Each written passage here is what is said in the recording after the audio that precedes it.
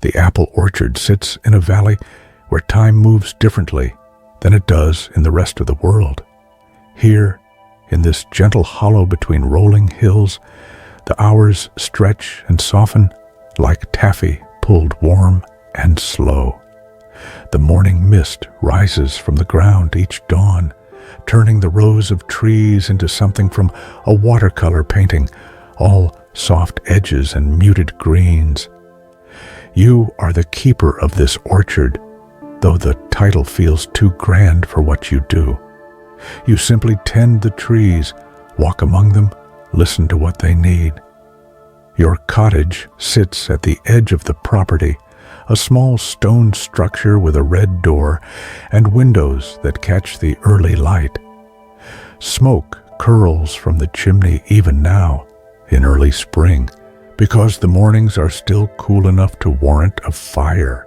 You've lived here for 3 years now, though it feels both longer and shorter than that. Time in the orchard doesn't measure itself the way it does elsewhere. You came here after a different life, one filled with schedules and screens and the constant hum of urgency. That life felt like wearing shoes that were slightly too tight.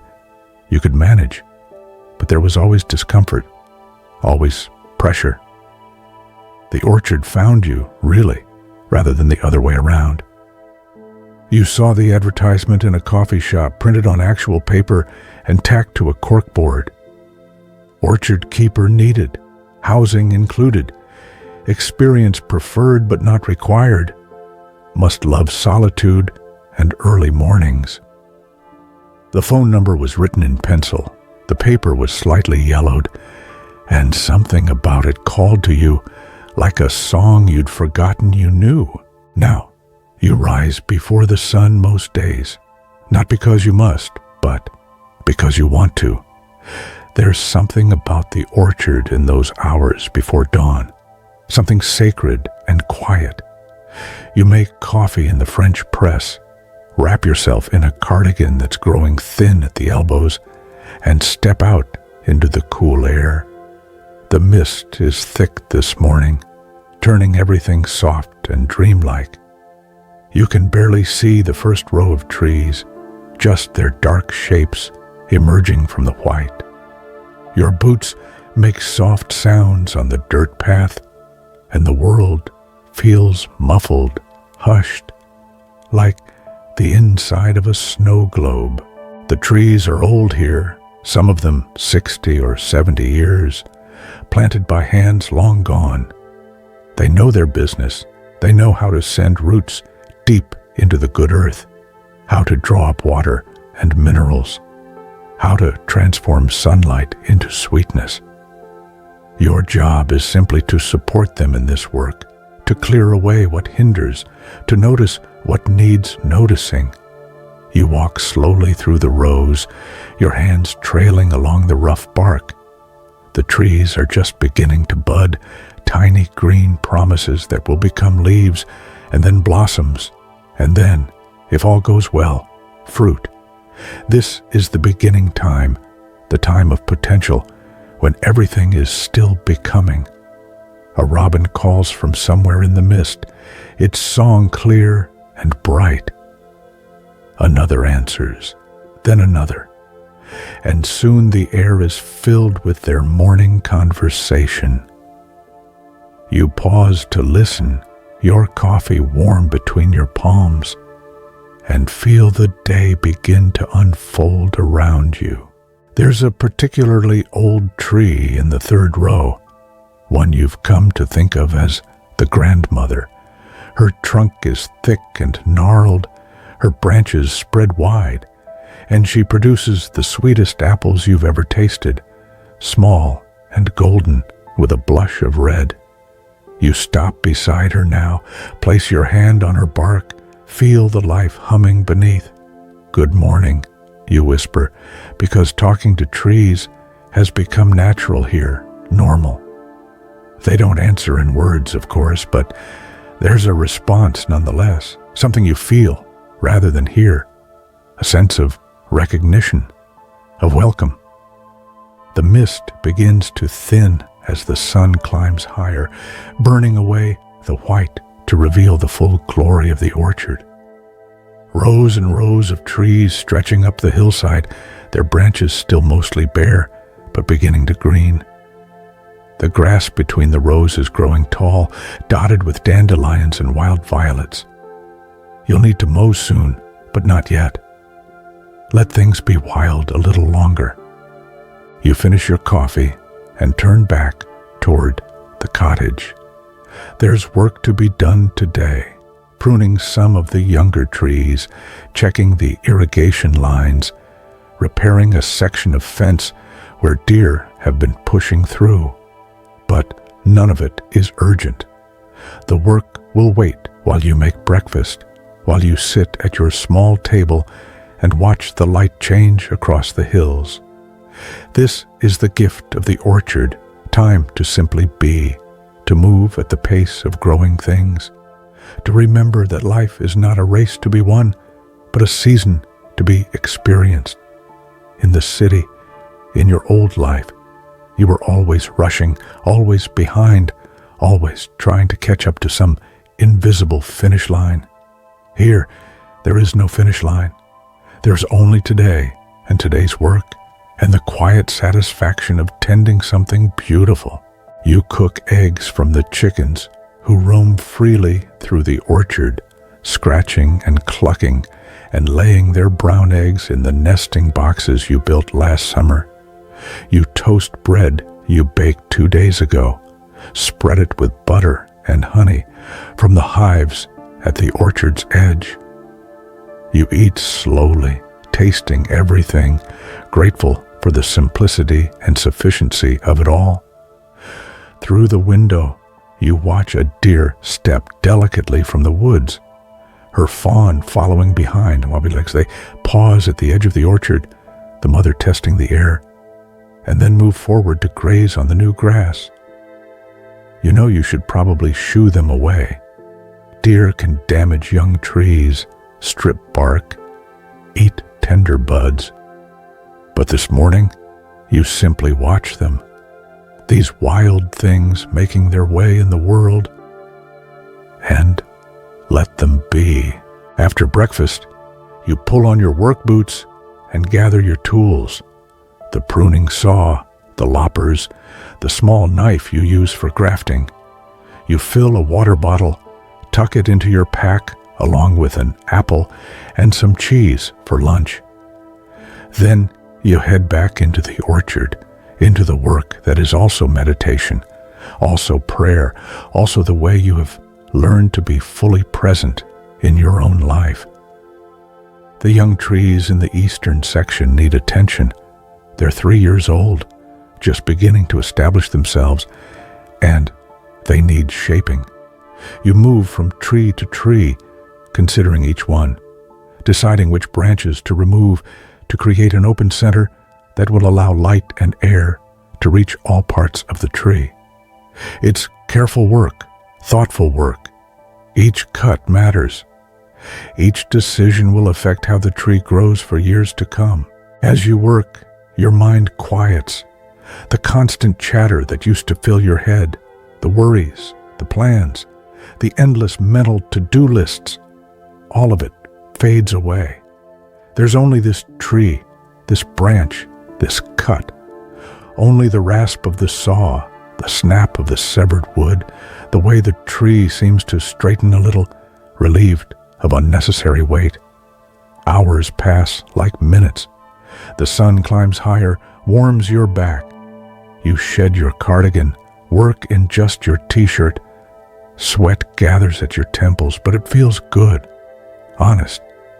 This is work your body was made for. Work that leaves you tired but satisfied.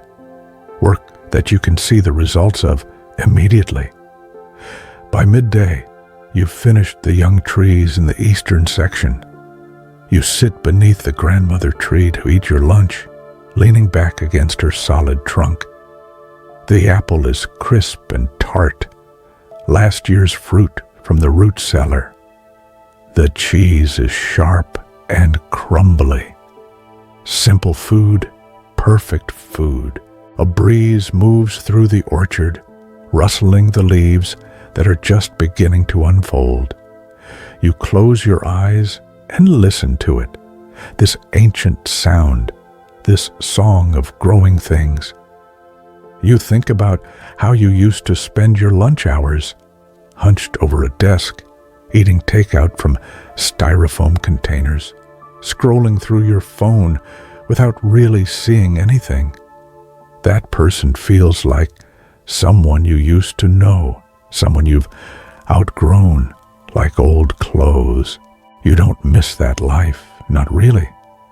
Oh, sometimes you miss certain conveniences, certain comforts. You miss your old friends, though you stay in touch through occasional letters and rare phone calls. But the trade-off has been worth it. You've traded urgency for peace, achievement for contentment, constant stimulation for deep presence. And you've never felt more alive, more yourself, more exactly where you're supposed to be. After lunch, you check the irrigation system, walking the lines, looking for leaks or clogs. Everything seems to be working well. The water flows clear and steady, soaking into the good earth, feeding the deep roots. You make a note to order some new emitters for the section near the creek, where the pressure is always a bit low, but otherwise everything is fine. The afternoon stretches golden and slow. You mend the fence, replacing broken boards and tightening wire. You refill the chicken feeders and gather eggs, marveling as you always do at their warmth, their perfect weight in your palm. You pause to watch a hawk circling high overhead, riding the thermals, patient and purposeful. As evening approaches, you make one more walk through the orchard.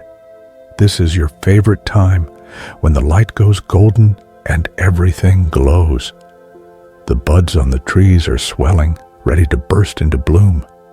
In another week or two, the orchard will be transformed into a sea of white blossoms, and the air will be so sweet it almost hurts. The bees will come in great humming clouds, drunk on nectar, doing their vital work. But that's not yet.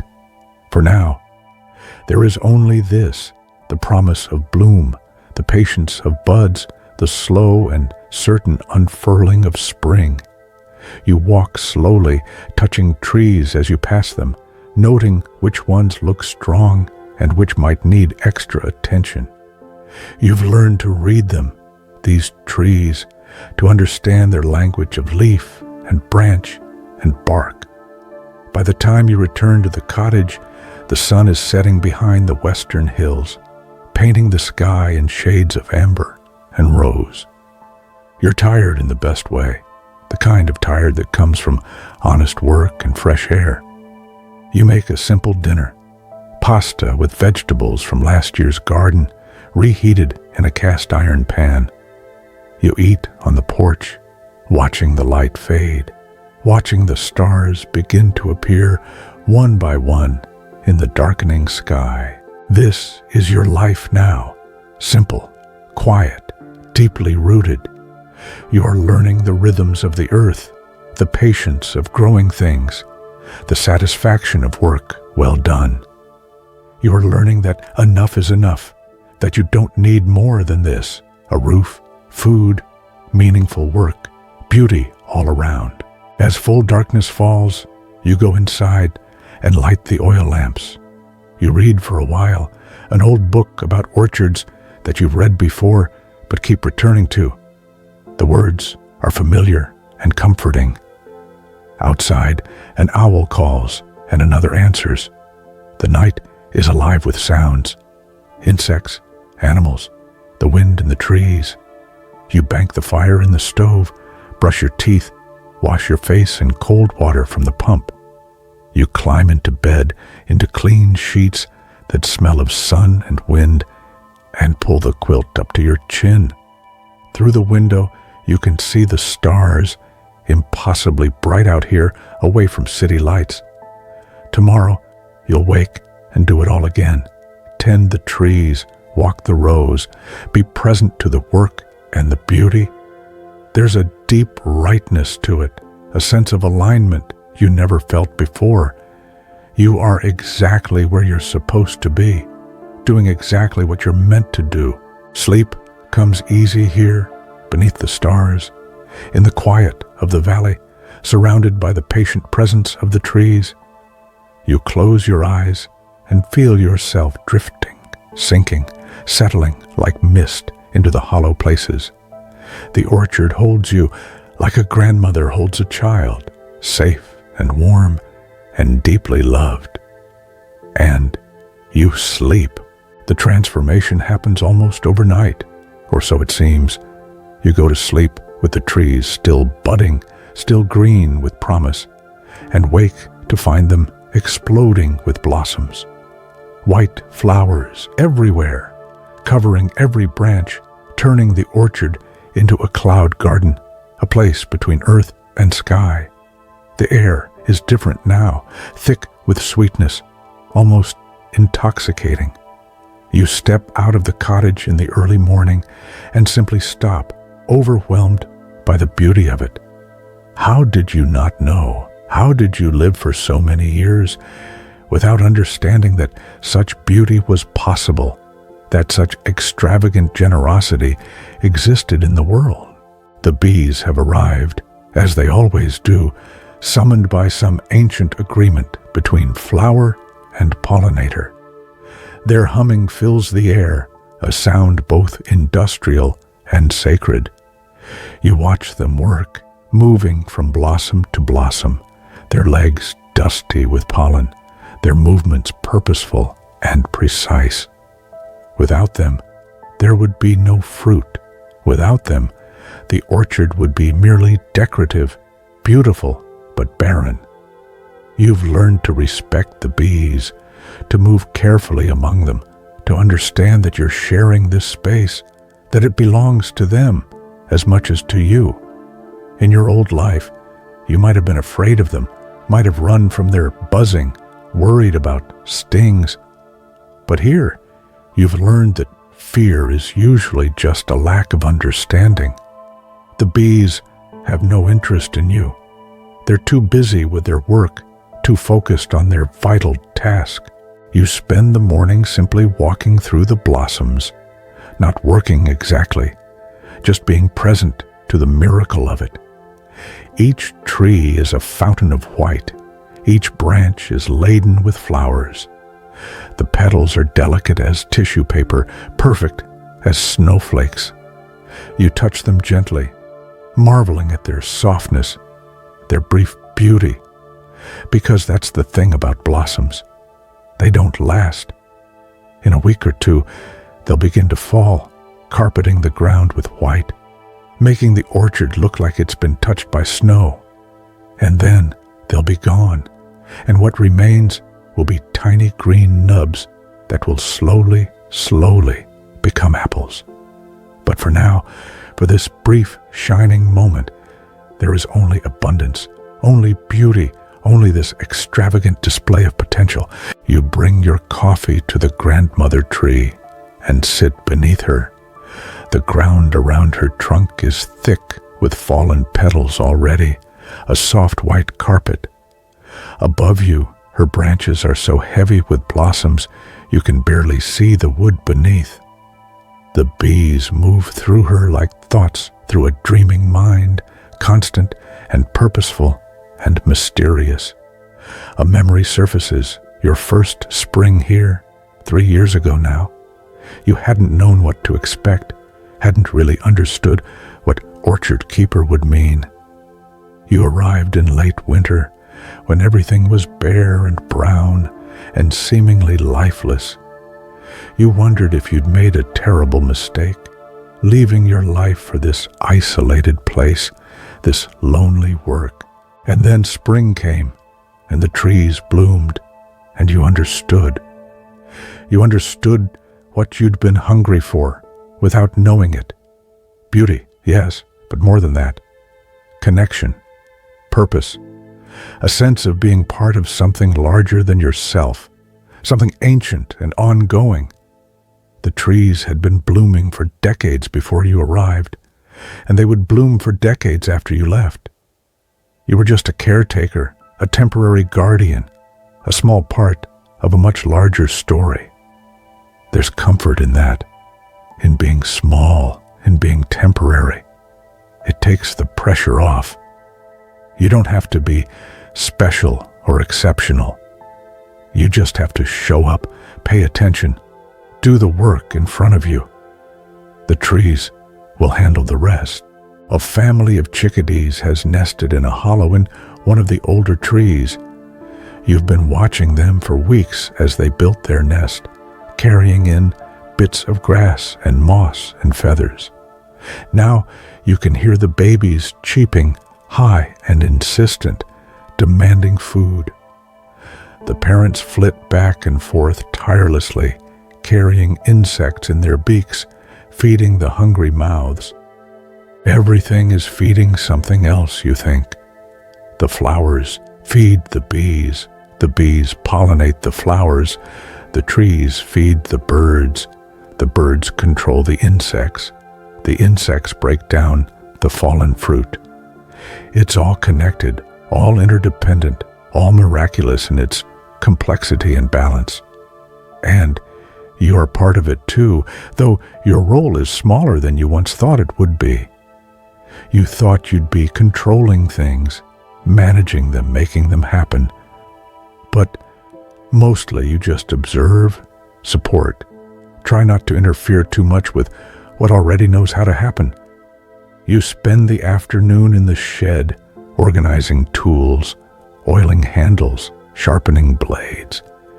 It's the kind of work that doesn't require much thought, that lets your mind wander and drift. You think about your friends back in the city, wonder what they're doing right now. Sitting in meetings probably, answering emails, rushing from one thing to the next, always behind, always trying to catch up. You don't judge them for it. You were them, after all, not so long ago.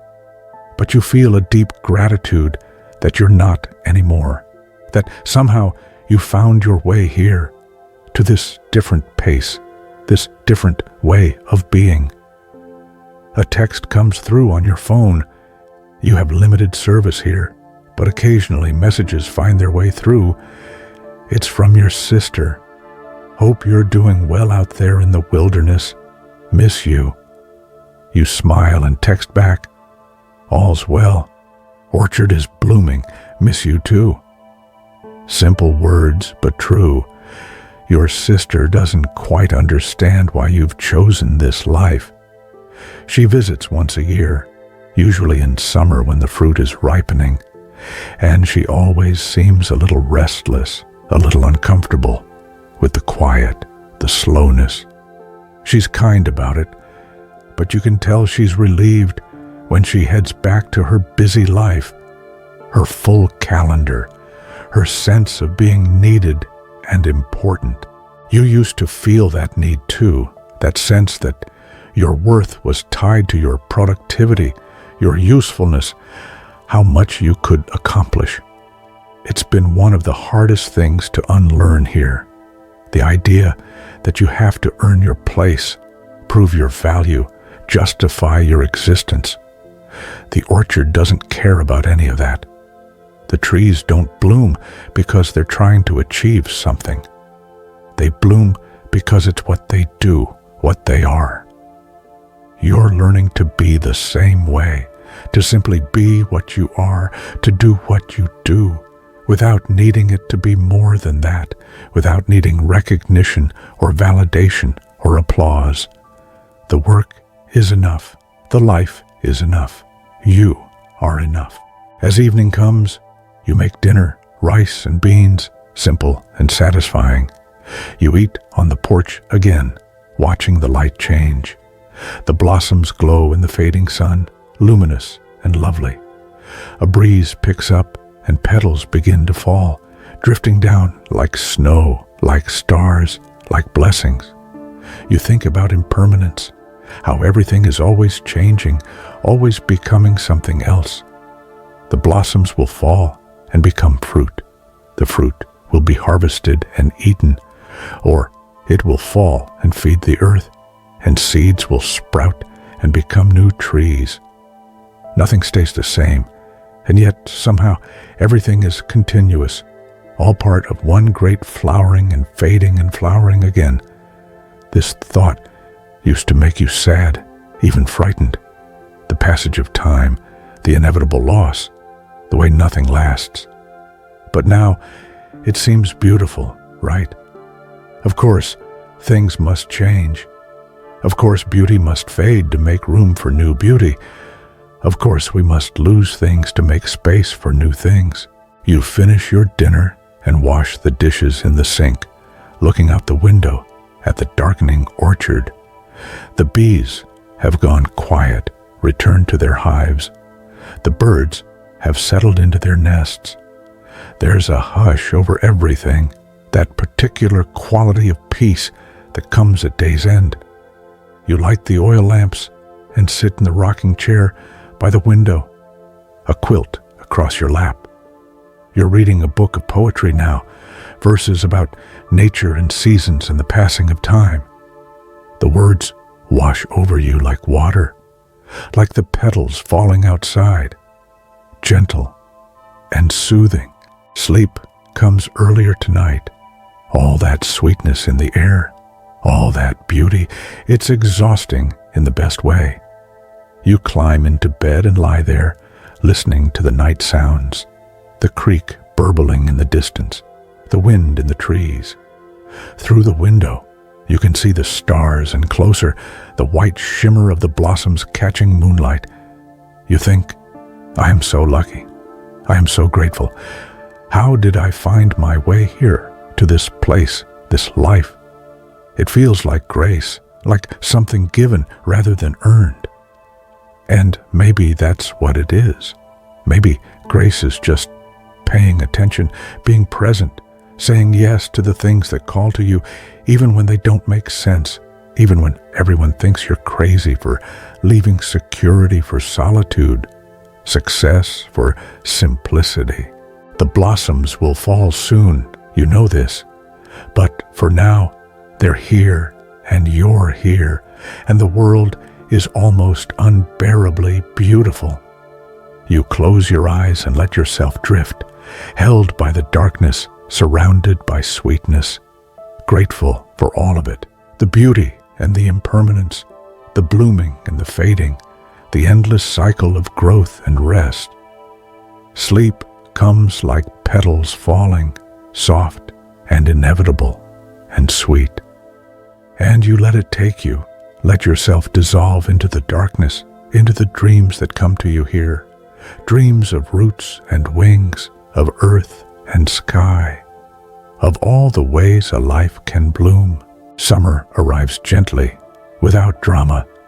The blossoms have fallen now, carpeting the ground before slowly fading into the earth. What remains are tiny green apples, no bigger than marbles, clustered along the branches. They don't look like much yet, these hard little nubs, but they carry all the potential of the harvest to come. This is the growing time, when everything is patience and attention. The apples will swell slowly through the long summer days, drawing sweetness from the sun and water from the deep earth. Your job now is simply to support this process, to make sure the trees have what they need. The mornings are warm now, no need for the fire in the stove. You wake with the light, which comes early these days, and make your coffee on the small gas burner. You've taken to eating breakfast outside on the porch, watching the orchard wake up. The birds are loud this time of year, raising their young, defending territories, calling to each other across the rows of trees. You've learned their voices, the cardinal's sharp whistle, the mourning dove's melancholy coo, the robin's cheerful warble. They're your neighbors, your companions in this place. You leave seed out for them, not too much, just enough to supplement what they find naturally. And you've put up houses, small wooden boxes in the trees where wrens and bluebirds nest. The work of summer is different from spring's pruning and planting. Now it's about water, weeds, and watching. You check the irrigation system every day, making sure each tree is getting enough moisture. The weather has been dry this year, less rain than usual, so you run the system longer, deeper, encouraging the roots to reach down into the cooler soil below. Weeding is endless in summer. The grass grows fast, and so do the dandelions, the dock, the clover. You don't use chemicals here. The orchard is organic, always has been, long before it was fashionable. So you pull weeds by hand, or cut them with a scythe, an ancient tool that requires rhythm and patience, but rewards you with quiet and the satisfaction of work done with your own muscles. There's a meditation in repetitive work, you've found. The same motion done again and again. Your body finding the rhythm, your mind free to wander or empty. Sometimes you think while you work, puzzling through problems or planning for the future. But more often, you simply exist, moving and breathing, part of the larger breathing of the orchard. The young apples are vulnerable now to all sorts of things: insects, disease, birds, deer. You walk the rows daily, looking for trouble. Codling moths are a concern, tiny creatures that lay their eggs on the fruit, and when the larvae hatch, they burrow inside, ruining the apple. You hang traps, red spheres coated with sticky substance that the moths mistake for apples. It's not a perfect solution, but it helps. You also practice thinning, removing some of the tiny apples so the remaining ones will grow larger and sweeter. It feels wrong at first, this deliberate destruction of potential. Each little apple could have become something. But you've learned that more isn't always better, that abundance needs to be balanced with quality. A tree that tries to ripen too many apples will produce small, flavorless fruit and exhaust itself in the process. So you thin carefully, thoughtfully. You remove apples that are misshapen or damaged, those growing too close together, those on branches that are already overburdened. The discarded apples fall to the ground, and the chickens come running, pecking at them, delighted by this windfall. Nothing is wasted. Midday is hot now, too hot to work comfortably. You've learned to follow the traditional rhythms. Work hard in the morning, rest through the heat of the day, work again in the evening when things cool. During the hot hours, you retreat to the cottage, which stays relatively cool with its thick stone walls and cross breeze from carefully positioned windows. You read during these hours, or write letters, or simply nap. The siesta is a gift, a permission to rest in the middle of the day. In your old life, resting felt like laziness, like wasted time. But here, you've learned that rest is essential, that you can't pour from an empty cup, that the work is better when you're rested and present. Some afternoons, you walk to the creek that runs along the southern edge of the property. It's cool there under the canopy of larger trees, oaks and maples that have stood here even longer than the orchard. You sit on the bank with your feet in the water, reading or just watching the play of light on the current.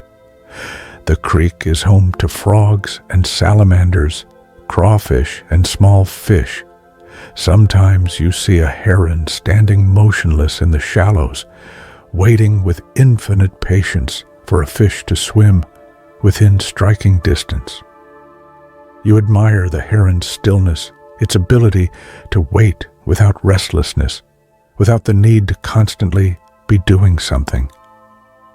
In the evenings, as the air cools, you return to the orchard. This is when you do your most careful observation, walking slowly through the rows, looking at each tree, noticing changes. The apples are growing noticeably now, swelling from marbles to golf balls, beginning to show hints of their mature color, reds and greens and golds. You've learned to see problems early before they become serious. A slight wilting of leaves might indicate a water issue. Unusual spots might signal disease. Holes in the fruit mean insects. Most problems are minor if caught early, major if ignored. So, you pay attention. You've become a detective of sorts, reading clues, piecing together stories, understanding the complex web of cause and effect. One evening, you notice one of the older trees looking stressed. Its leaves are slightly yellowed, and the apples on its branches seem smaller than they should be. You make a note to give it extra attention. Perhaps it needs fertilizer, or perhaps there's a problem with its roots. You'll investigate tomorrow, in the cool of morning, when you can think clearly. Summer evenings in the orchard are long and lovely. The sun sets late, painting the sky in shades of orange and pink and purple. You often cook dinner outside now, using a small grill, eating simple meals of vegetables and fresh bread. The chickens roam nearby, clucking softly, putting themselves to bed in their coop as darkness falls. Sometimes you have visitors. The previous keeper drops by occasionally, an elderly man named Thomas, who ran the orchard for 40 years before you. He moves slowly now with a cane, but his eyes are still sharp, still taking in every detail. He'll walk the rows with you, offering observations and suggestions, sharing stories from his decades of tending these trees. "That grandmother tree," he'll say, pointing with his cane. "She was here when I arrived. Old even then, but she keeps producing year after year, best apples in the whole orchard." He'll pause, looking at the tree with something like love. Trees like that, they've got character. They've seen things, survived things. They've earned their place. You treasure these visits, these glimpses into the orchard's history. Thomas has a way of speaking about the trees that makes them seem less like plants and more like people, each with their own personality and story. And maybe that's not wrong. Maybe after tending something for years, you do develop a relationship with it, a sense of its individuality, its particular way of being in the world. One evening, Thomas stays for dinner, and you sit on the porch as the stars come out, talking about the orchard and about life. He tells you about his wife, who passed away 5 years ago, about how empty the cottage felt without her, how he finally decided it was time to move into town, to let someone else take over the work. "I miss it," he says quietly, looking out at the darkened trees. "Every day I miss it, but I'm too old now, can't do the work like I used to. And the orchard needs someone young and strong, someone who can give it what it needs." He turns to you, smiles. "I'm glad it's you. You've got the right heart for it." I can tell. You thank him, moved by his words, and ask if he regrets anything, looking back over his life. He's quiet for a long moment, thinking. Only that it went by so fast, he finally says, "You think you have all the time in the world, and then suddenly you're old, and it's over. So my advice is, don't wait. Don't postpone the good stuff. Be here now. Appreciate what you have while you have it." His words stay with you after he leaves, after you've cleaned up and gotten ready for bed. Be here now. It sounds simple, but it's maybe the hardest thing, to truly inhabit the present moment, to not be constantly thinking about the past or planning for the future. But you're learning. The orchard is teaching you. The trees don't worry about next year's crop while this year's apples are still growing. They're fully present to now, to this moment, this season. They trust that if they do what they need to do today, tomorrow will take care of itself. You lie in bed, listening to the night sounds, crickets and frogs, an owl in the distance, the whisper of wind through leaves. The apples are growing in the darkness, pulling themselves into existence, cell by cell, day by day. You can't see it happening, can't hear it, but it's happening nonetheless, this slow and steady miracle of growth. And you're growing too, you realize. Changing, becoming someone new, someone quieter and slower and more patient. You're shedding old skins, old ways of being, old beliefs about what makes a life valuable. You're becoming more like the trees, rooted, steady, content to grow at your own pace, in your own time. Sleep comes easily, as it always does here. The work and the fresh air and the peace of the place conspire to give you deep rest. You dream of apples ripening, of branches bending under the weight of fruit, of harvest time coming. But that's still far off. For now, there is only the growing time, the slow, patient work of summer, the quiet satisfaction of tending things that know how to flourish. You sleep deeply, dreamlessly, held by the earth and the darkness, part of the great breathing of the orchard, part of the slow wheel of seasons turning. And the apples grow. August arrives with heat that shimmers above the ground, turning the air thick and drowsy. The orchard has a different quality now, heavy with the weight of fruit that's nearly ripe. The apples have swelled to full size, though most are still green, still hard, still holding their sweetness close. But you can see the change beginning. Hints of red on some, a golden undertone on others, the first blush of ripeness. The mornings are your favorite time now. You wake before dawn when the air is still cool and walk through the orchard with your coffee. The grass is heavy with dew, soaking your boots, and spider webs stretch between the trees, made visible by drops of water that catch the early light like diamonds. Everything feels expectant, poised. The growing is nearly done. Now comes the ripening, that mysterious alchemy where starches transform into sugars, where acids mellow, where flavor develops and deepens. You can't force this process, can't rush it. You can only wait and watch and trust. The trees are tired now, you can tell. They've spent months pouring their energy into the fruit, and it shows in their leaves, which are starting to look a bit worn, a bit dusty. You've been feeding them. Organic fertilizer mixed into the water, giving them the nutrients they need to finish strong. But really, the heavy work is done. Now it's just a matter of time. You spend these days preparing for harvest, cleaning bins and crates, checking the small barn where you'll store the apples, repairing the ladder you use to reach the high branches. There's pleasure in this preparatory work, in getting ready for the culmination of the whole year's effort. You've also been studying the trees, learning to recognize the signs of ripeness.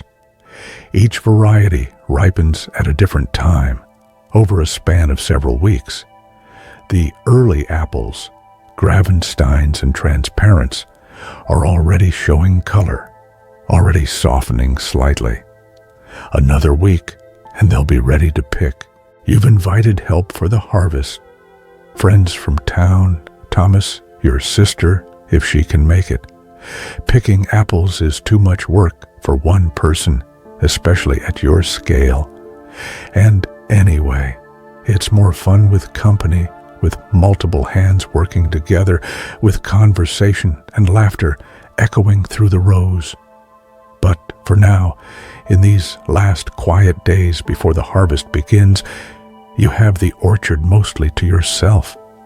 The chickens, of course, and the wild creatures, deer and rabbits and birds.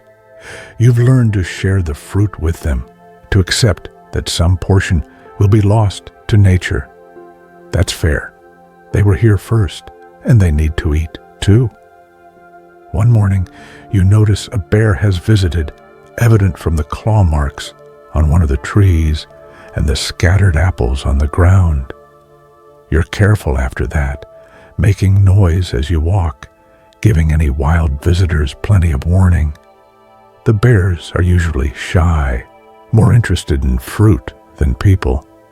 But it's good to be respectful of their space. The days have a dreamlike quality now, slow and golden. You work, but without urgency. You're simply maintaining, observing, waiting.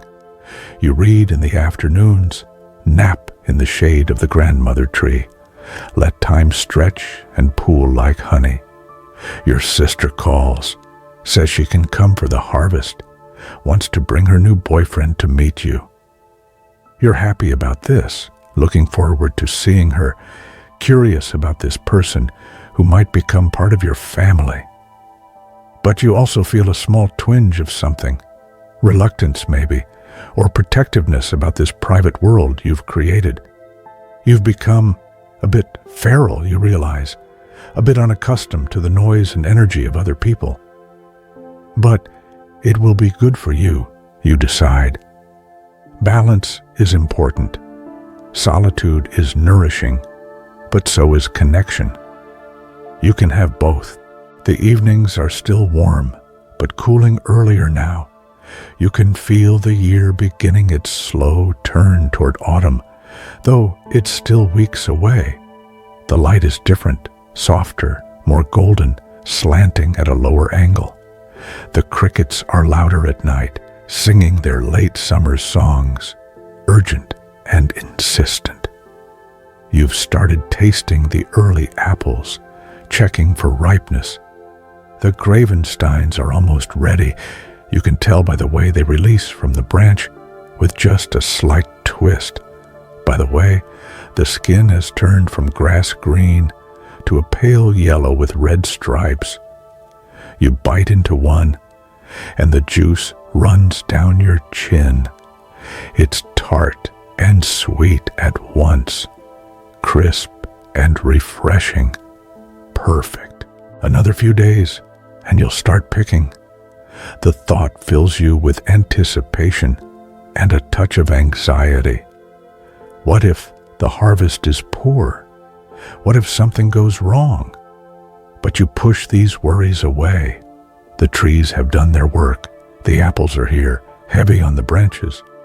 All you need to do is gather them carefully, store them properly, and let them do what apples do. Nourish people, bring sweetness into the world. You spend an evening making a list of everyone you'll give apples to, Thomas, of course, and your neighbors down the road, the woman at the farmer's market who lets you sell there, the teacher who runs the elementary school in town. You've learned that generosity is its own reward, that there's deep satisfaction in giving food away, in being part of the chain of nourishment that connects all living things. The night before the harvest begins, you can barely sleep. You lie in bed, listening to the familiar sounds, thinking about tomorrow. Your sister will arrive in the afternoon with her boyfriend. Thomas is coming in the morning. Others will come throughout the week as different varieties ripen. The orchard will be full of voices and laughter, and the hollow thump of apples dropping into bins. You think about how far you've come from that first uncertain spring, when you barely knew what you were doing, when every decision felt weighted with the possibility of failure. You've learned so much about trees and seasons, about patience and trust, about what really matters.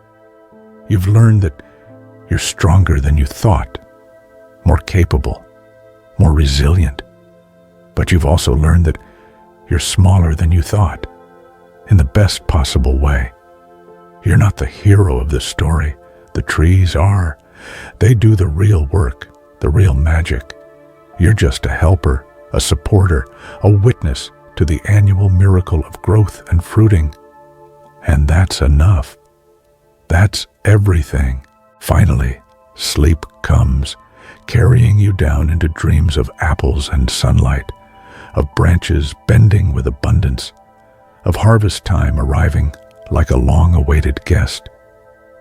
You sleep deeply, gathering rest for the work ahead, while outside, the apples continue their patient ripening, turning sugar sweet in the darkness, preparing themselves to be gathered, to be given, to fulfill their purpose in the world.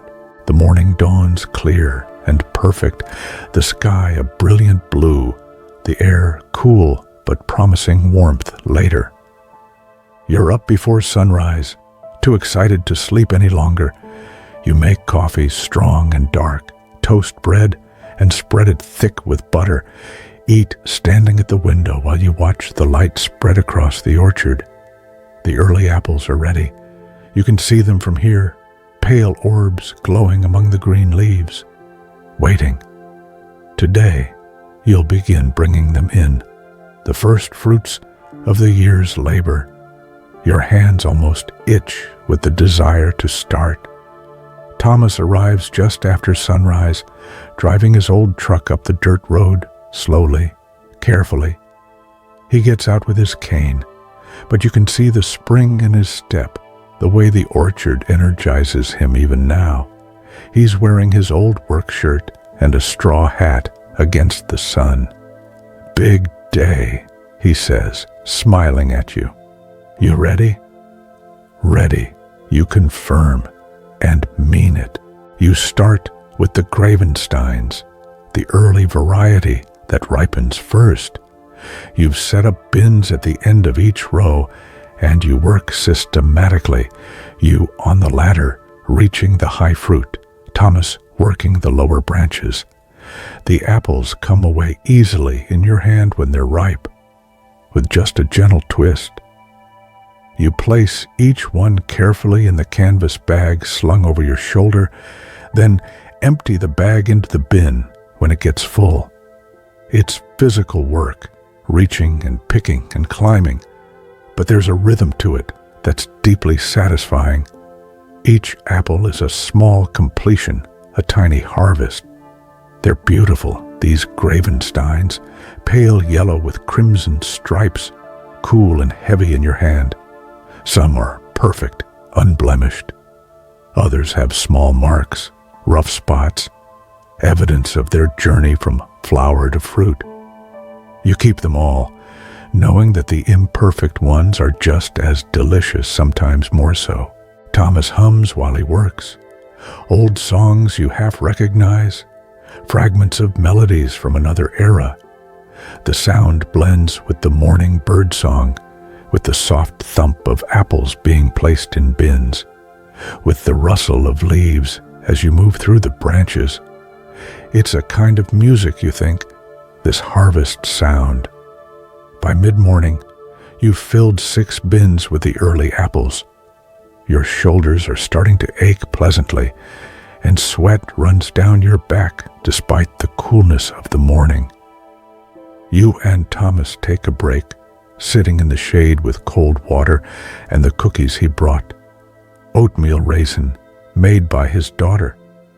"Good crop this year," he observes, looking at the full bins with satisfaction.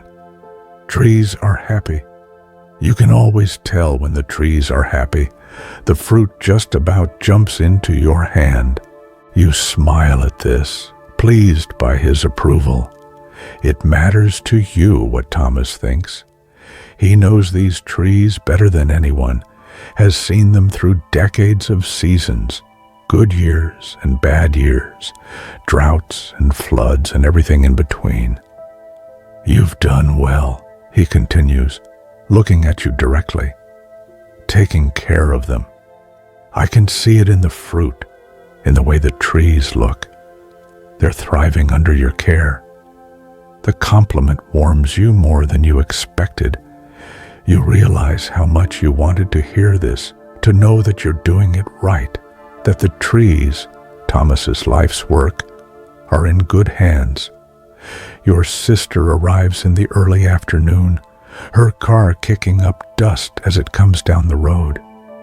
You're up in a tree when you hear it, and you climb down quickly, brushing leaves and bits of bark from your clothes. She gets out with a tall man who must be the boyfriend, Sam, she'd said his name was, and they both look slightly overwhelmed by the heat and the quiet and the vastness of the orchard. Your sister looks polished, even in jeans and a t-shirt, her hair neat, her sunglasses expensive. You're suddenly aware of how you must look. Dusty, sweaty, your hair escaping from its ponytail, your hands stained from the fruit. But she hugs you hard, not seeming to care. It's so good to see you, she says, and you hear genuine emotion in her voice. I've missed you. Missed you too, you say, and introduce yourself to Sam, who has an easy smile and a firm handshake. They join the picking, and you show them how to tell if an apple is ripe, how to twist it gently, how to place it in the bag without bruising.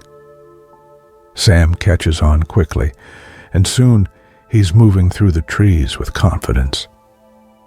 Your sister is more hesitant, asking questions, wanting to make sure she's doing it right.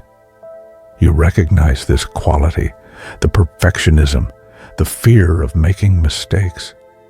You used to be the same way. You can't really do it wrong, you tell her gently. The apples are ready. They want to be picked.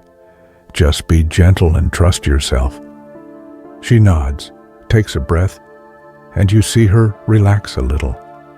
And soon she's picking steadily, falling into the rhythm of it, and you see something in her face shift, a kind of peace settling over her features. The afternoon passes in work and talk and laughter.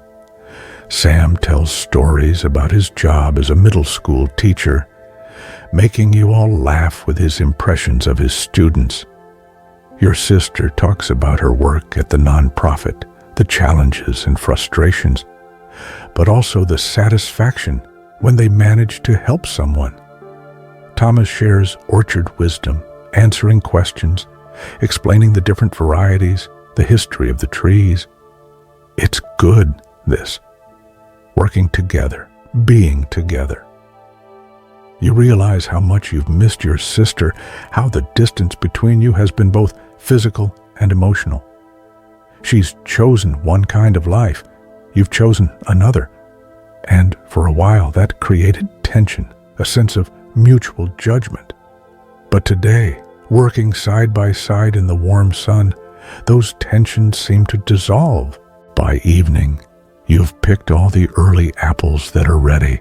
The bins are stacked near the barn, full of golden fruit that glows in the slanting light. You're all tired, pleasantly sore, ready for dinner and rest. You cook outside on the grill, chicken and vegetables, corn on the cob, a simple salad from your garden. You eat at the picnic table under the trees, drinking cold beer, watching the sun set. The conversation flows easily, punctuated by comfortable silences, by the sound of crickets starting up as darkness gathers. I get it now, your sister says suddenly, looking around at the orchard at the darkening sky, at you. Why you're here, I didn't before, but I do now. You wait, curious what she'll say next. It's like... She pauses, searching for words. It's like you found something essential, something real. Does that make sense? Yes, you say simply. That's exactly what it is. Sam and your sister stay in the small guest room in the cottage, and you can hear them talking quietly as you get ready for bed. It's strange having other people in your space, but also nice. The cottage feels more alive with voices in it, with the presence of family. You fall asleep to the sound of the creek and the wind in the trees, tired in the best way, satisfied with the day's work. The harvest has begun, and everything is as it should be. The harvest continues over the next 2 weeks as different varieties ripen in succession. After the Gravensteins come the Galas, then the Honeycrisps, each with their own character, their own particular sweetness. Friends from town come to help, making it a social event, a celebration. You provide lunch, sandwiches, and cold drinks, and everyone takes home as many apples as they want. There's joy in this abundance, in having so much that you can give freely without worrying about running out. The bins keep filling, and you keep giving apples away to the food bank in town, to the elementary school for their lunch program, to anyone who stops by and admires the orchard. Your sister and Sam stay for 3 days before they have to head back to the city. On their last morning, you walk with your sister through the orchard, just the two of you, talking about everything and nothing. She seems different here, softer somehow, less driven by the urgency that usually characterizes her. I worry about you sometimes, she admits, as you walk slowly between the rows. Out here, all alone. What if something happens? What if you get hurt, or sick, or just lonely? You think about how to answer this honestly. I'm not really alone, you say finally. There's Thomas, and the neighbors, and the people in town, and I have the trees, the animals, the land. It's a different kind of company, but it's real. But don't you miss, I don't know, options, possibilities? The feeling that you could do anything, go anywhere?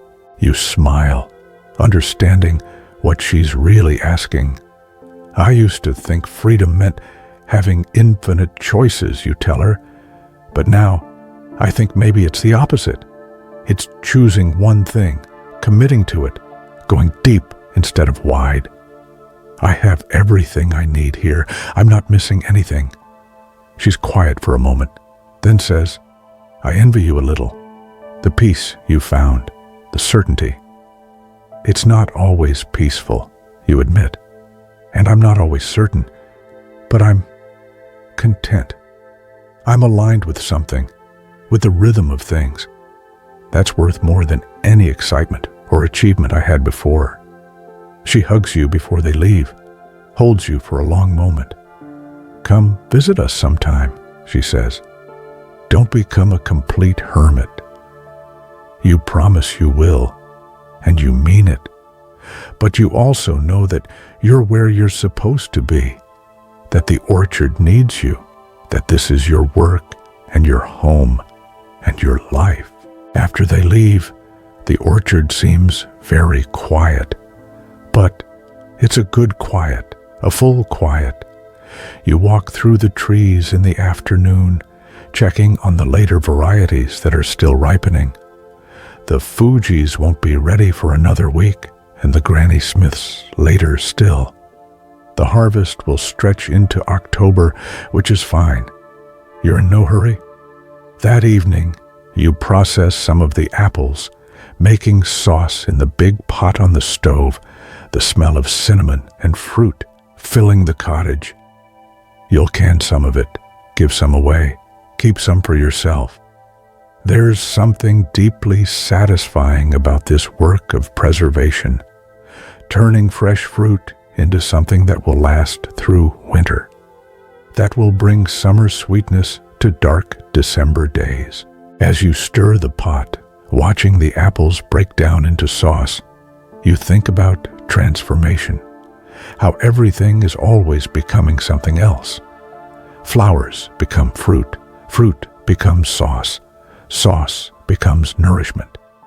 Energy from the sun, captured by the trees, transformed into sugar, transformed again by heat and time into this thick, fragrant sauce. It's alchemy, really. It's magic. You work into the evening, filling jars, processing them in the water bath, listening to the satisfying pop of lids sealing as they cool. By the time you finish, you have 20 quarts of applesauce lined up on the counter, golden and beautiful.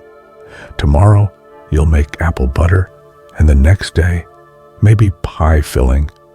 There's always more to do, but it never feels like burden. It feels like abundance, like wealth, like the overflow of a life well lived. The days develop a pattern. Picking in the morning when it's cool, processing in the afternoon, eating dinner outside as the light fades. Sometimes Thomas comes to help. Sometimes you work alone.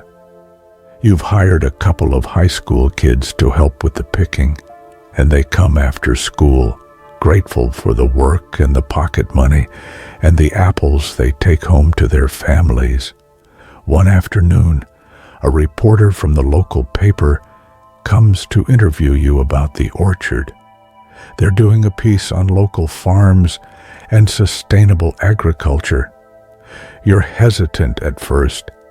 You're not good at talking about yourself, at explaining why you do what you do.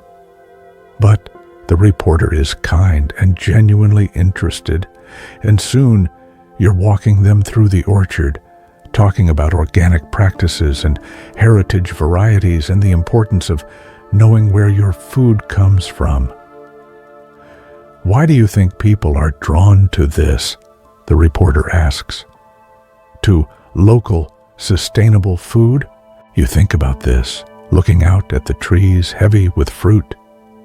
I think people are hungry for connection, you say finally. Connection to the land, to the seasons, to real food grown by real people. We've gotten so far from that, so disconnected from the sources of our nourishment. Places like this, they're a way back. The article runs the following week with photos of you in the orchard and a nice write-up about the farm's history and practices. After it publishes, more people start showing up wanting to buy apples directly. You set up a small stand at the end of the driveway with a cash box on the honor system, and it does steady business. The money helps. You don't make much from the orchard, just enough to cover expenses and give you a simple living. But that's all you need. You're not trying to get rich. You're trying to live well, to do good work, to be part of something larger than yourself. As September deepens, the harvest continues. You're picking the mid-season varieties now, Jonah Golds and Cortlands, each with their own loyal fans who wait all year for them to ripen. Your freezer is full of sliced apples for pies. Your pantry shelves are lined with jars of sauce and butter and chutney. You've given away bushels and bushels to neighbors and food banks and anyone who asks. And still, the trees keep producing, keep offering their fruit. It's humbling, really, this generosity of nature, this abundance that asks nothing in return except care and attention. You think about how different this is from your old life, where everything was transactional, where you had to earn every good thing, prove your worth again and again. Here, the trees give freely. The sun shines on everyone. The rain falls on the just, and the unjust alike. You don't have to earn the harvest. You just have to show up, do the work, receive what's offered. The nights are getting cooler now, hinting at autumn's approach. You've started lighting fires in the stove again in the evenings, enjoying the warmth and the cheerful crackle of burning wood. You sit by the fire with a book and a cup of tea, listening to the wind pick up outside, feeling grateful for shelter and warmth and the simple comforts of home. The harvest is nearly done. Another week, and you'll have picked all the late varieties. Then will come the cleanup, raking the fallen fruit, composting what can't be used, preparing the orchard for winter. But that's still ahead. For now, there are still apples to pick, still abundance to gather, still sweetness to share. You fall asleep easy these nights, tired from good work, satisfied with full bins and full shelves. You dream of apples, red and gold and green, hanging from branches, waiting in baskets, rolling across wooden floors. Abundant, generous, freely given. The harvest of a year's patient work, the reward for showing up day after day, the gift that keeps on giving. October arrives with a crispness in the air and a new quality of light, slanted, golden, nostalgic somehow. The last apples have been picked, the bins are empty now, and the trees stand lighter, relieved of their burden. Their leaves are beginning to turn, not the spectacular reds and oranges of maple trees, but subtle yellows and browns that have their own quiet beauty. The work shifts now to preparation for winter. You spend your days raking up fallen fruit, clearing it away before it can rot and attract pests. The chickens help with this work, following behind you, pecking at the damaged apples, finding grubs and insects. It's hard work, physical work, but necessary. A clean orchard is a healthy orchard. You also spend time with each tree, examining it carefully, making notes about its performance this year. Which ones produced well, which ones struggled, which ones might need extra attention next spring. This is the quiet work of stewardship, paying attention, keeping records, planning ahead. The orchard is quieter now without the bustle of harvest. Most days you work alone, which suits you fine after the social intensity of the past weeks.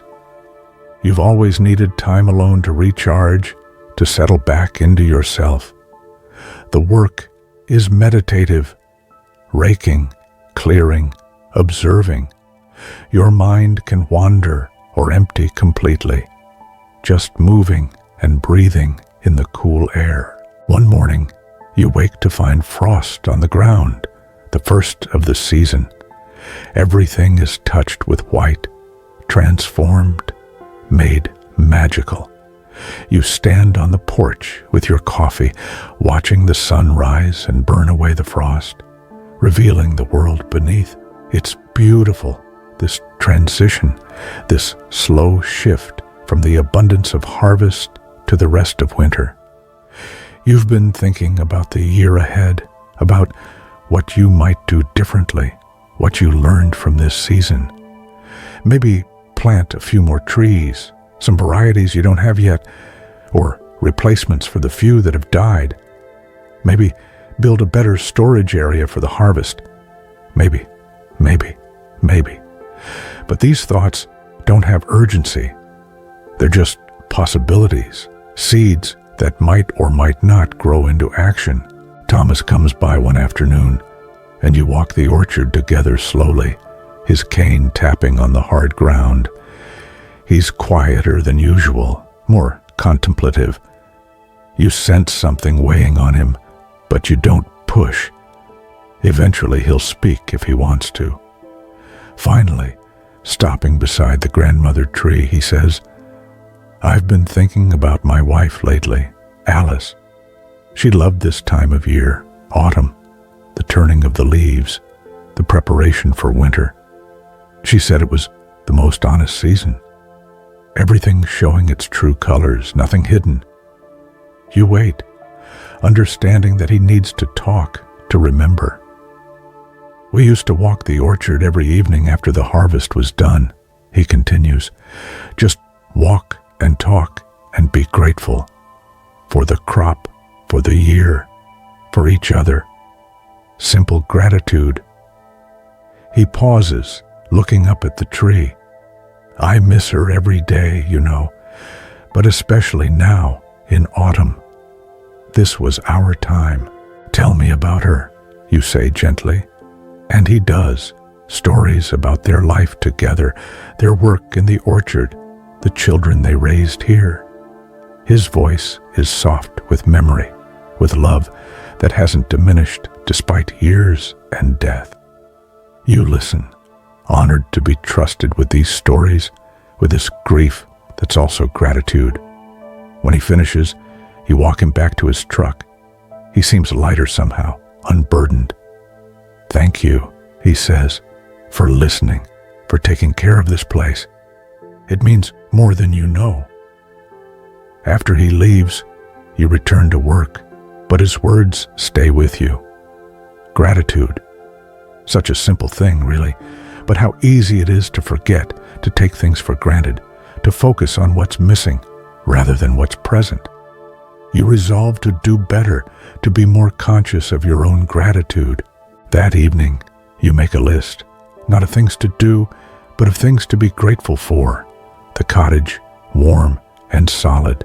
The orchard, generous and patient. Your health, your strength, Thomas's friendship, your sister's love. The chickens clucking outside, the creek running clear, the stars emerging overhead. Simple things, abundant things, all around you if you just pay attention. The days grow shorter now, darkness coming earlier each evening. You adjust your rhythm to match, rising later, ending work earlier, spending longer evenings by the fire. It's time to turn inward, to rest, to reflect on the year that's passing. You've been keeping a journal, nothing fancy, just observations and notes. You read back through the year now, spring's uncertainty, summer's patience, harvest's abundance. You've come a long way, you realize, grown in confidence and skill, in your sense of belonging to this place. The orchard has shaped you just as you've tended it. Halloween comes, and you carve a jack-o'-lantern from a pumpkin. You grew in the garden, setting it on the porch with a candle inside. No trick-or-treaters come. You're too far from town, but you enjoy the tradition anyway, the seasonal ritual of it.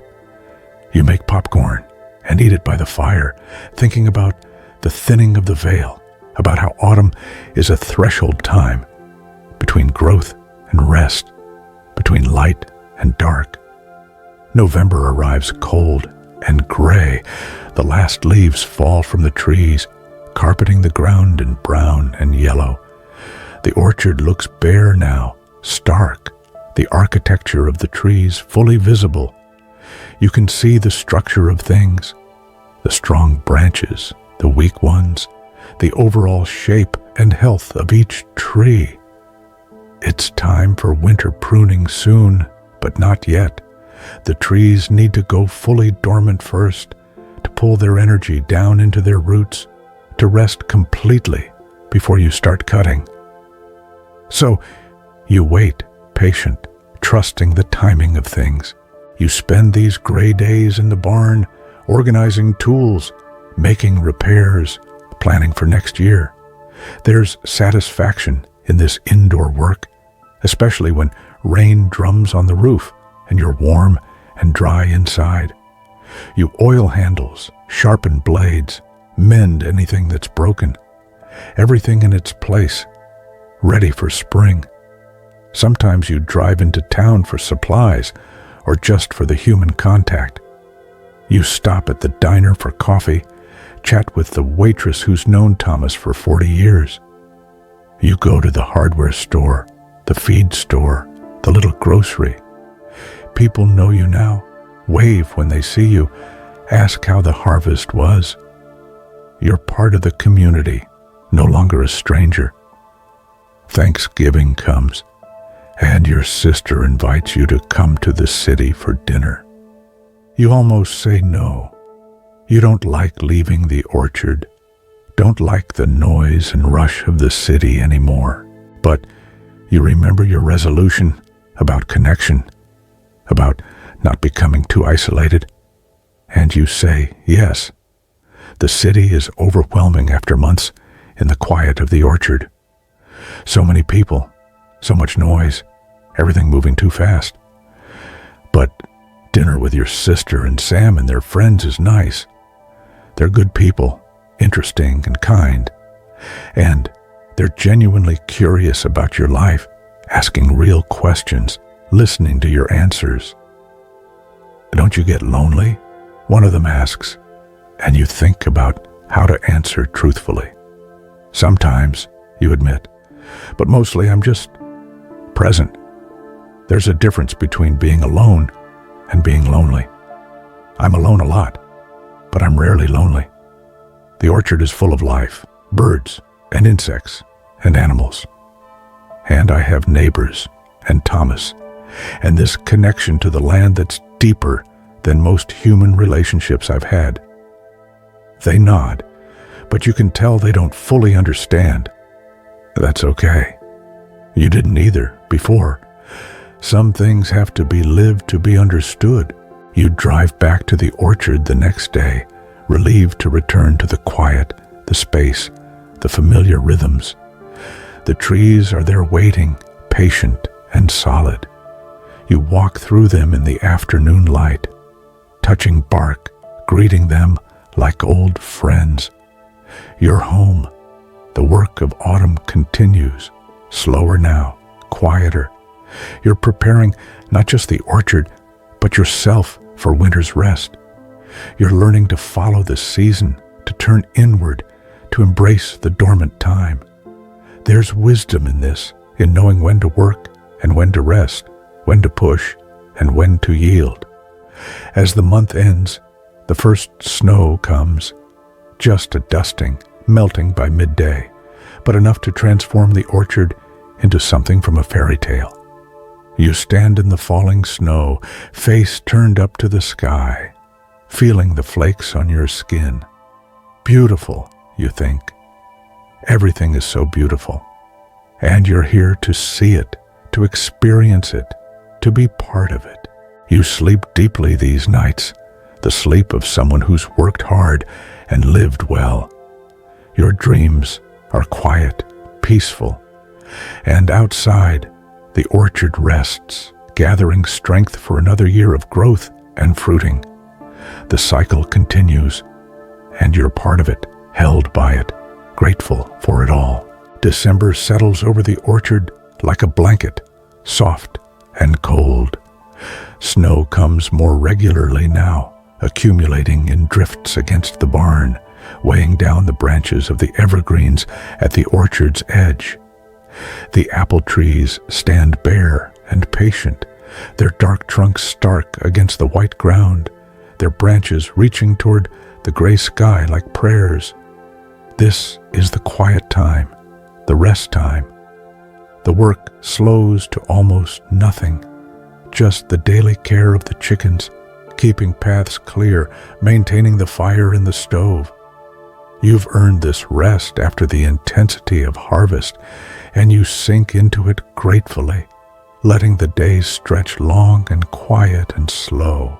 You wake later now, in no hurry to greet the abbreviated daylight. You make coffee and sit by the window, wrapped in blankets, watching the pale sun rise over the hills. The orchard is beautiful in winter, a study in black and white, in simplicity, in essential structure. Everything unnecessary has fallen away, leaving only the bones of things, the truth of them. You've been reading more, going through the stack of books you set aside during the busy seasons. Poetry mostly, and philosophy, words about nature and time and the human place in the larger web of being.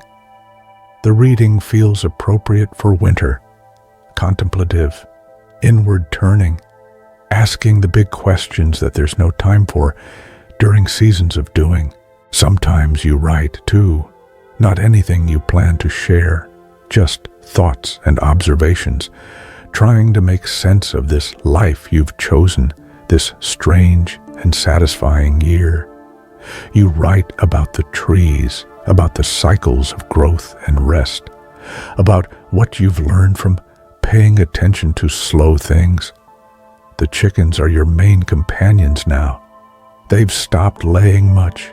It's too cold, too dark. But they still need feeding and watering. You break the ice on their water each morning, scatter grain, collect the occasional egg, like a small miracle. They huddle together in the coop at night, keeping each other warm, and you admire their practical approach to winter. Stick together, conserve energy, wait for spring. Mid-December, Thomas invites you to his daughter's house for the holidays. You go, grateful for the company, the warmth of family. His daughter and her husband are kind, their children delightful, full of questions about the orchard, about your life there, about how the apples grow. You find yourself telling stories, teaching them the names of the different varieties, promising they can come help with next year's harvest. After dinner, you and Thomas sit by the fire while the others clean up. "You've done well this year," he says quietly. "The orchard looks good, healthy, happy, if trees can be happy." "They can be," you say with certainty. "I know they can be." He nods, satisfied. Alice used to say the same thing. She said you could tell when a tree was content. It had a certain look, a certain energy. I didn't always believe her, but... He trails off, looking into the fire. I believe it now. You sit in comfortable silence, watching the flames. Finally, he says, "I'm getting old. Not much time left, probably. But it makes me happy, knowing the orchard's in good hands, knowing it'll continue after I'm gone." You don't know what to say to this, so you just reach over and squeeze his hand. He squeezes back, and no more words are needed. You return to the orchard on Christmas Eve, wanting to spend the holiday there in the quiet. You make a simple dinner, light candles, read by the fire. It's peaceful, holy even, this quiet celebration. Outside, snow begins to fall again, big soft flakes that catch the light from your windows.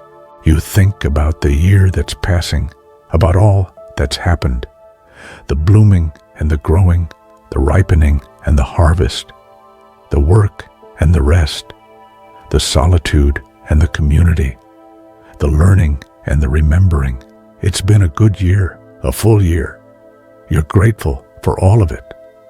On Christmas morning, you wake to a world transformed by snow, deep and white and pristine. You bundle up and walk through the orchard, the only sound your boots crunching through the crust. Everything is muffled, magical. The trees stand like sentinels, patient under their burdens of snow. You stop at the grandmother tree and brush snow from a section of her trunk. Place your hand on the bare bark.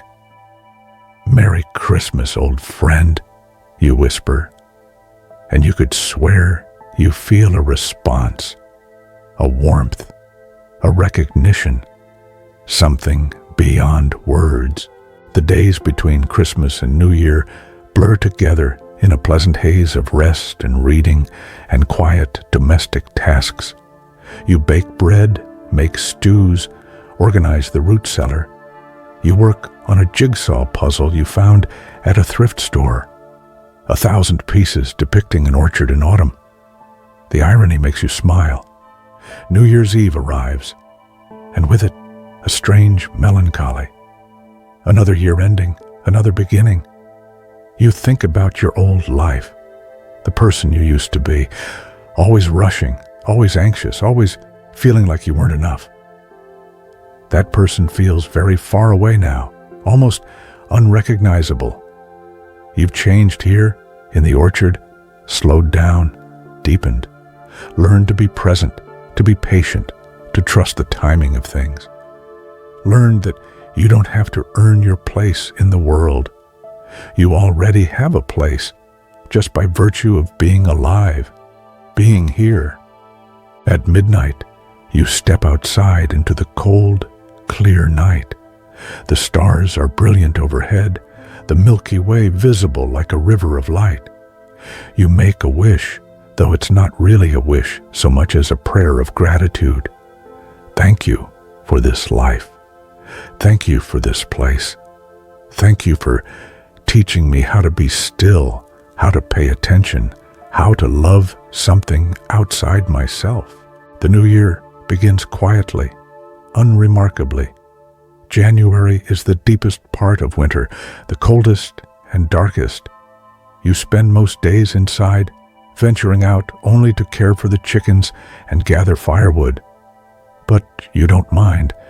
There's a coziness to it, a hibernation quality that feels right and necessary.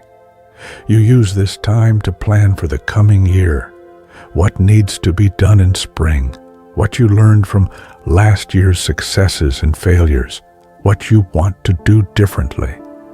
You make lists and sketches, research new varieties you might want to graft, think about improvements to your systems, but mostly you rest.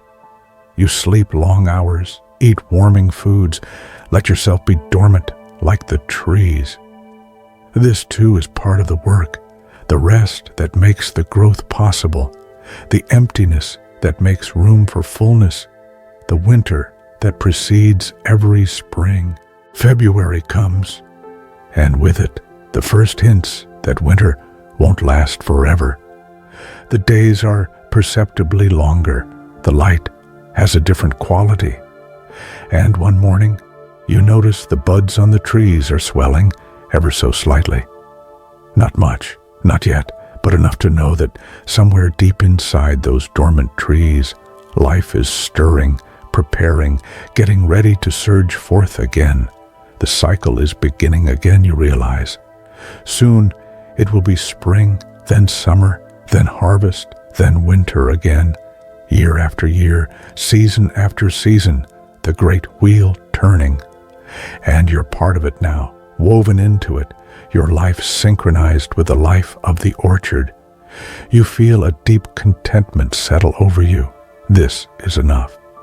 This simple life, this meaningful work, this daily practice of attention and care. You don't need anything more than this. Food and shelter, beauty and purpose, connection to something larger than yourself. On a clear February afternoon, you walk through the orchard one more time before spring arrives, and the work begins in earnest again. You touch each tree as you pass, saying hello, checking in, feeling the life waiting beneath the bark. The grandmother tree is there, solid and patient as always. You lean against her trunk, looking up at her branches against the blue sky. Here we go again, you whisper. Another year, another chance to get it right. And standing there, in the quiet cold of late winter, you feel it, the rightness of your life, the way all the pieces have come together into something whole and true. You came here uncertain, searching, hoping that maybe this place could teach you something about how to live. And it has. Oh, it has. The orchard has taught you patience, that good things take time, that you can't rush growth, that every season has its purpose and its gifts. It's taught you humility, that you're not in control, not really, that the best you can do is support and tend and get out of the way. It's taught you gratitude for simple things, for enough, for the miracle of sun and rain and soil conspiring to create sweetness. But most of all, it's taught you presence, how to be here, now, fully, how to stop running from yourself, from your life, from the present moment, how to sink into the work, the season, the day that's actually happening. Instead of the past you can't change, or the future you can't predict.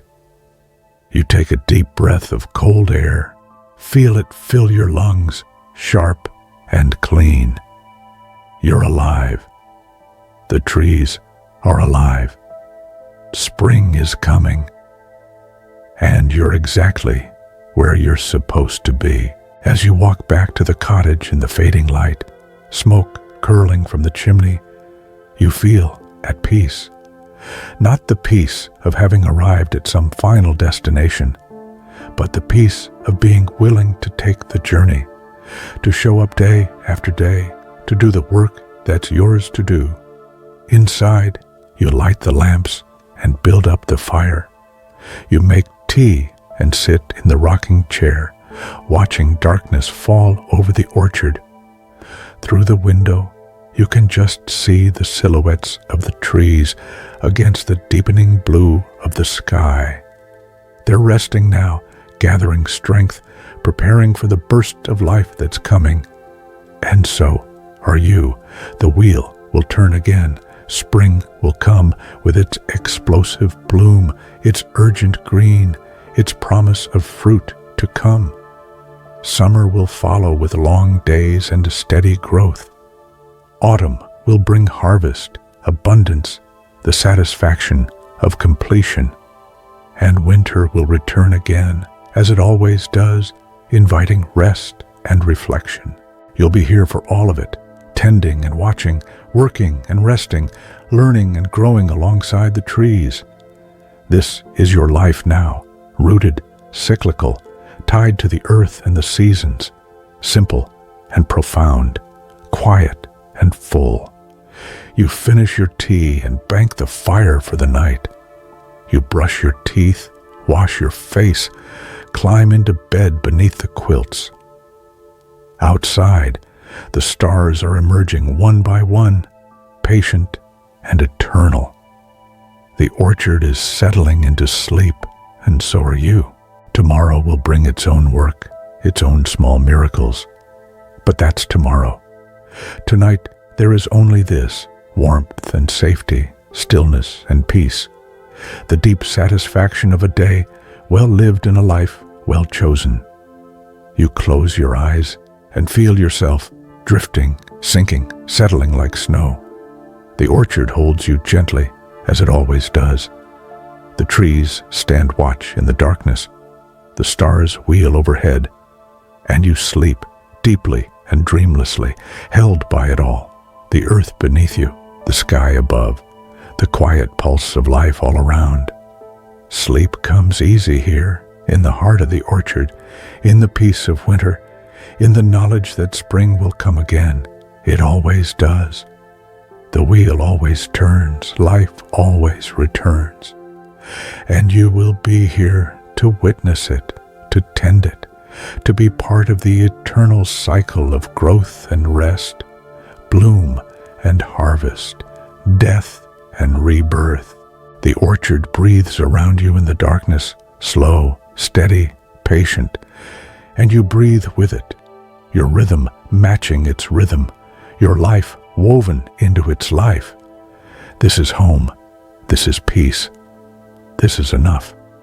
And surrounded by this deep knowing, held by the earth and the night and the patient presence of the trees, you drift into sleep, into dreams of spring coming, into the peace that passes understanding, into the rest that makes all growth possible.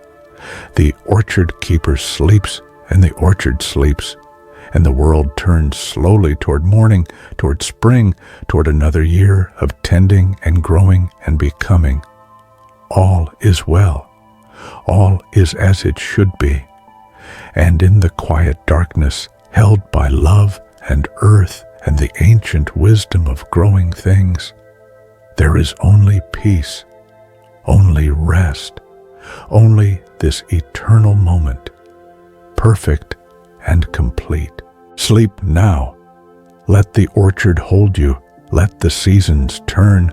Let yourself be part of something larger, something beautiful, something that will continue long after you're gone. You're safe here. You're home. You belong. Rest now, in the peace of winter, in the promise of spring, in the eternal cycle that asks nothing of you except to be present, to pay attention, to show up with an open heart. The trees are sleeping. The earth is sleeping. And you are sleeping too, dreaming the dreams that only come in the deep quiet of winter, in the heart of the orchard, in the peace that you have earned and given and received. All is well. All is well. Sleep now, and let the orchard keep watch over your dreams. Spring will come. It always does. But for now, there is only rest, only peace, only the gentle darkness holding you safe. Sleep.